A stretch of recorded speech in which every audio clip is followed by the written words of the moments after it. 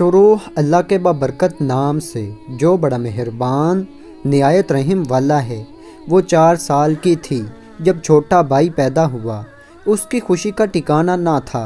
چھوٹے بھائی سے بہت پیار کرتی۔ وقت گزرا، وہ 12 سال کی ہوئی، بھائی 8 سال کا۔ ایک دن بھائی سے شیشے کا گلاس ٹوٹ گیا۔ ماں آئی اور اسے بہت مارا کہ گلاس کچن میں کیوں نہیں رکھا، لڑکیاں ہی گھر کی چیزیں سنبھالتی ہیں۔ پھر یہ صرف ایک واقعہ نہیں تھا، واقعات کی قطار در قطار تھی۔ وہ دیکھتی کہ ہر مرتبہ ماں اسے ہی ڈانٹتی یا مارتی، اس کی ہی غلطی نکالتی۔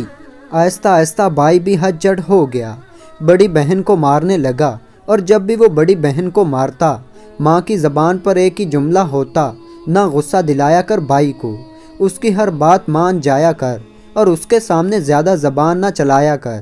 بس ماں کی تو یہی نصیحتیں ہوتیں۔ تھوڑا اور وقت گزرا، اس نے میٹرک کر لیا، نمبر بہت اچھے تھے، لیکن پھر بھی خدشہ تھا کہ کسی گورنمنٹ کالج میں داخلہ نہیں ہو سکے گا، پتہ نہیں میرٹ میں نام آئے گا کہ نہیں آئے۔ ابا نے تسلی دی کہ کوئی بات نہیں، میرٹ پر نام نہ بھی آیا تو میں اپنی بیٹی کو پرائیویٹ کالج میں پڑھا دوں گا۔ ماں فوراً بولی، نہیں، پرائیویٹ میں نہیں پڑھے گی، پرائیویٹ کالج کی پتہ ہے کتنی فیسیں ہوتی ہیں، ساتھ والے شیخ صاحب کی بیٹی پڑھتی ہیں۔ شکر ہے میرٹ لسٹ میں نام آ گیا اور اس نے ایف ایس سی اور پھر بی ایس سی کر لیا۔ بی ایس سی کے بعد اس کی شادی ہو گئی۔ لڑکے والوں کی شرط تھی کہ وہ جہیز نہیں لیں گے، شادی بھی سادگی سے کریں گے، مگر شادی کے بعد لڑکی نوکری کرے۔ ماں کو بھلا کیا اعتراض تھا، پیسے بچ رہے تھے۔ کہنے لگیں کہ یہ آج سے آپ کی بیٹی ہے، جو مرضی کروائیں۔ بھائی میٹرک میں بمشکل پاس ہوا تھا، اس کا کسی گورنمنٹ کالج کی میرٹ لسٹ میں نام نہیں آیا۔ ماں کی ضد تھی کہ آگے لازمی پڑھانا ہے، اسے پرائیویٹ کالج میں پڑھایا، لیکن وہ پاس نہیں ہو سکا۔ مختلف شارٹ کورس کروانے کی کوشش کی، وہ بھی نہیں کر سکا۔ پھر اسے ایک لڑکی سے پیار ہو گیا۔ ماں کو کیا اعتراض تھا، ماں خوشی خوشی لڑکی کے گھر گئیں اور رشتہ پکا کر آئیں۔ ابا نے لاکھ کہا کہ پہلے بیٹی کو اپنے پیروں پر کھڑا ہونے دو، پھر شادی کی کہیں بات کرو، لیکن ماں تو خوش ہی بہت تھی۔ ساری زندگی کی جمع پونجی بائی کی شادی میں لگا دی اور خوب دھوم دھام سے شادی کی۔ پھر ایک حادثہ ہو گیا، ابا فوت ہوئے اور کچھ مہینے بعد وہ بھی بیوہ ہو گئی۔ شکر ہے شوہر چھوٹا سہی ایک مکان چھوڑ گیا اور نوکری کی عادت ڈال گیا۔ وہ اس قابل تھی کہ اپنی اور اپنے 3 بچوں کی جائز ضروریات اپنی تنخواہ سے پوری کر سکتی، کسی کی محتاج نہیں تھی، لیکن مصروفیات کی وجہ سے ماں سے ملنا کم ہی ہوتا۔ ایک دن ماں کے گھر گئی تو دیکھا کہ ماں پانی میں بھگو کر باسی روٹی کھا رہی ہے۔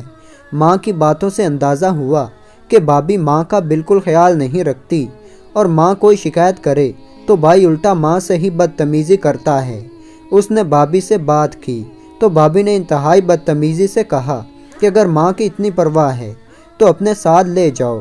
شام کو بھائی کام سے آیا تو رسمی علیگ سلیگ کے بعد اپنے کمرے میں چلا گیا۔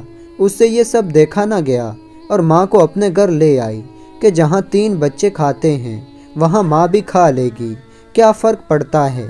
اب بھائی کبھی کبھار ماں سے ملنے آتا، اور جب بھی آتا ماں بہت خوش ہو جاتی، گھر کے پھل اور دوسرے لوازمات اس کے آگے رکھتی، کھانا کھلائے بغیر جانے نہیں دیتی، گویا وہ دن عید کا دن ہوتا۔ ایک دن وہ دفتر سے واپس آئی تو پتہ چلا کہ بچے بھوکے ہیں اور ماں کچن میں آلو پکا رہی ہے تاکہ بچے روٹی کھا سکیں۔ اس نے ماں سے کہا کہ امی، سالن تھوڑا تھا، مگر اتنا تو تھا کہ آپ اور بچے دوپہر میں کھانا کھا لیں۔ ماں کہنے لگی، تمہارا بھائی آیا تھا، بھوکا تھا، میں نے سالن آگے رکھا تو بڑے شوق سے کھایا، کہنے لگا کہ یہ سالن بہت مزیدار ہے، مجھے دے دیں، رات میں بھی اسی سے روٹی کھاؤں گا۔ سو میں نے باقی سالن پیک کر دیا۔ امی، وہ میرے یتیم بچوں کا حق تھا جو آپ نے دے دیا، وہ میری محنت کی کمائی تھی۔